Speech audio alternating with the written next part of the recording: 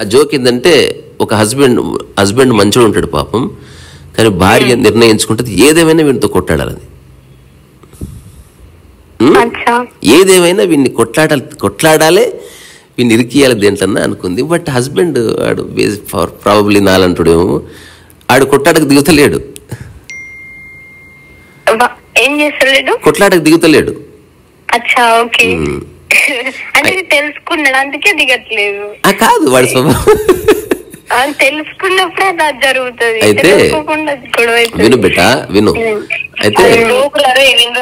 అయితే కొట్లాటకు దిగుతలేడు. అయితే ఒకసారి ఏం చేసింది, కావాలని ఫుడ్లో పప్పులో ఉప్పు ఎక్కువ వేసింది.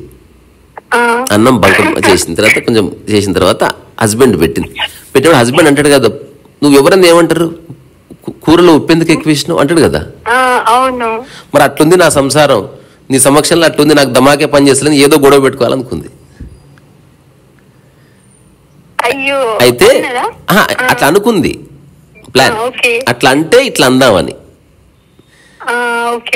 అయితే హస్బెండ్ వచ్చాడు, కూర్చున్నాడు, వడ్డించింది. ఆ తర్వాత తిన్నాడు, తిని నోట్లో పెట్టుకోగానే కళ్ళు మూసుకున్నాడు. కళ్ళు మూసుకుని ఇట్లా అన్నాడంట, అంటే తెలివైన హస్బెండ్, ఇది ఎక్కడ పక్కింటి వాళ్ళు ఎవరన్నా తెచ్చారా, అసలు వాళ్ళకి చేసుకోవడే మరి దరిద్రంగా చేశారు, నువ్వు ఎంత బాగా ఇంత అద్భుతంగా చేస్తావు బంగారం నువ్వు అసలు ఫుడ్, అసలు నువ్వు చేసే కూరలు కానీ నీ పప్పు కానీ ఈ ప్రపంచంలో ఎవ్వరూ చేయలేరు, అసలు ఇది ఖచ్చితంగా ఎవరింట్లో తెచ్చారేమో, వాళ్ళ ఇంట్లో ఎప్పుడు తీసుకోవద్దు మనం, సరేనా అని అంట. లేదండి నేనే చేశాను అట్లా అంటే, తెలిసే నాకు కానీ నువ్వే చేసావంటే నువ్వు కోపడతావు అని తెలుసు, అందుకే జస్ట్ చూశాను, అది ఇంకెప్పుడు అలా చేయకు సరేనా. అదే అట్లా అన్న తర్వాత నీ అంత కూరలు ఎవరు బాగా చేయరు, ఇది ఎక్కడో పక్క నుంచి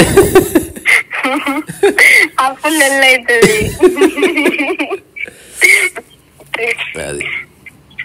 సో ఏంటంటే నా ఉద్దేశం ఏంది, అనుకుంటే మాటతో గొడవ నాపొచ్చు, అనుకుంటే ఒక మాటతో యుద్ధానికి డోర్ ఓపెన్ చేయొచ్చు. సో అందుకే బైబిల్లో చెప్తారు, the word of the God అంటారు, word is so powerful, it is powerful than sword అనమాట.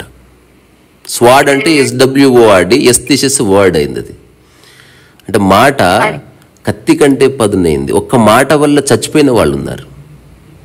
అందుకే ఆల్వేస్ రిమెంబర్, నువ్వు అరువు కేకలే, కానీ మాటల్లో ఆ పరుషత్వం ఉండకూడదు.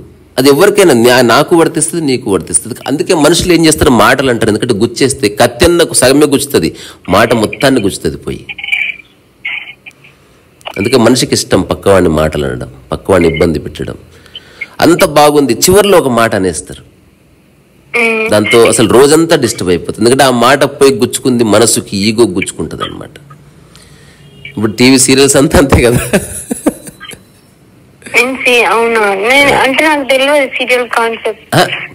సీరియలే అది ఎగ్జాంపుల్. నేను ఒక మాట చెప్తా, ఇది ఆలోచించండి. అసలు మనం ఒకరికొకరు రెస్పెక్ట్ ఇచ్చుకుంటున్నాం, ఎవరి స్పేస్ వాళ్ళకు ఉంది, ఎవరిని అనవసరంగా మాటలు అనుకోవట్లేదు. ఇక గొడవలు ఎందుకు వస్తాయి, నీ మనసులో జీవితంలో ఆనందం ఎందుకు పోతుంది, పోదు ఎప్పటికీ. ఇది టెస్ట్ చేసి చూసుకోవాలి. మన జీవితం జస్ట్ ఒక 100 గంటలు అనుకుంటే, ఆ 100 గంటలు 90 గంటలను ఆనందం ఉండే ప్రయత్నం చేయాలనే ఒక సూత్రాన్ని నేను ప్రతిపాదిస్తున్నా మానవ జాతికి. నేనైతే ఉంటున్నాను, మిగతా వాళ్ళ సంగతి నాకు తెలియదు.